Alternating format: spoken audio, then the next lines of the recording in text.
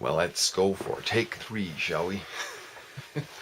I just had this, I got this new iPhone and I'm still trying to figure out how to use it. And I think my video card is full of videos that I haven't deleted, so I deleted some of them and I did the video again the second time it took, and still didn't work. So I'll do it on this old standby, which seems to work fine. Just that the audio is not great. Anyway, I just wanted to talk about the coffee chat that we had this evening. I think it was great. It was a smaller than usual coffee chat. I didn't put out any notification for it. I didn't think anybody would be there. I actually forgot because I had a very busy weekend and we're going out of town in the morning. So I said, oh darn, I didn't put it out.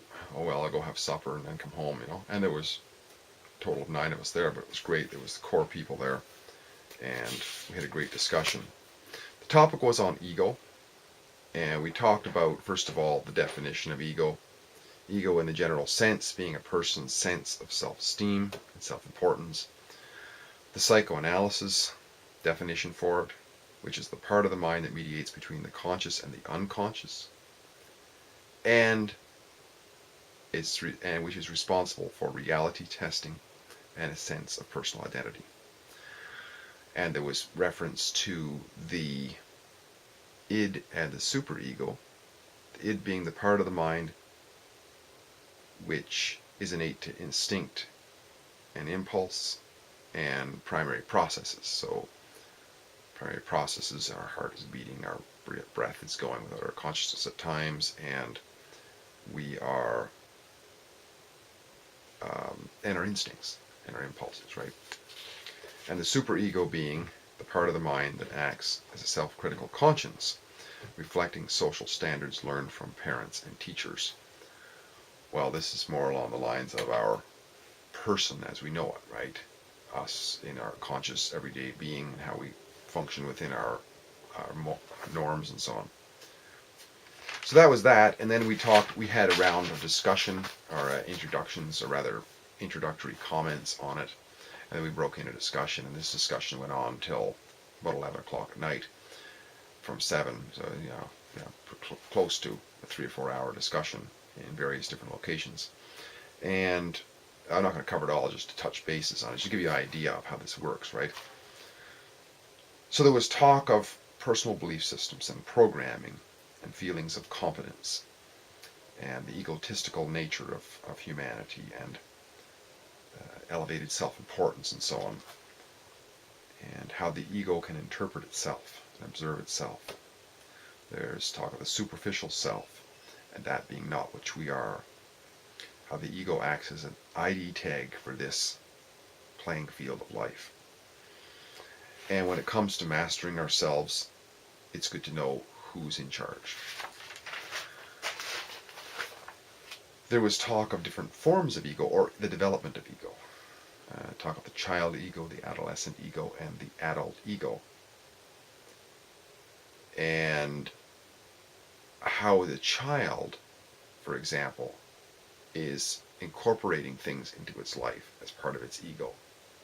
For example, a toy that a child has can become as though it's part of it. So if we take the toy away, the child can go through some very serious distress. Whereas the adolescent ego, in some ways, is the opposite of that, is throwing off, wanting to become more of a rebel and forge its own path in life. And the adult ego is a flip-flop sometimes between that and then moments of quiet, or maybe true adult ego. And Sigmund Freud apparently talked about this state as kind of a helplessness, without much instruction on how to get out of it, but nevertheless, perhaps a starting point. So the idea in this discussion was to attempt to have a healthy ego, as opposed to a dysfunctional ego.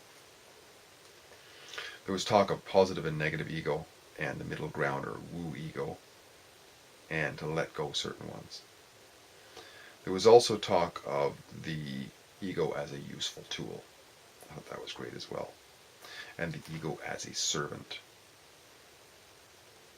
And there was talk of self-esteem as being an estimate of oneself, because esteem is relatively similar to the word estimate, which is was an interesting talk. There was talk of gratitude as being important in the process of, especially with respect to the process of us developing ourselves and analyzing ourselves and how it is that we achieve what we achieve. And that was in reference to a discussion about pain as being the start of process change. So I think it was all great. There was a lot of other things discussed, which I didn't take many notes on. But I thought it was great, and thank you all for coming out. I hope we can do this again soon. Steve here again. I'll sign off for now. Take care.